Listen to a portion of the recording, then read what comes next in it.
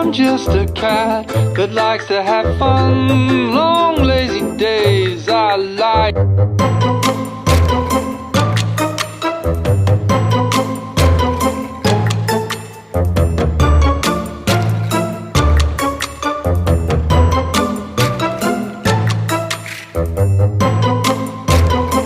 Best friends forever. Yay!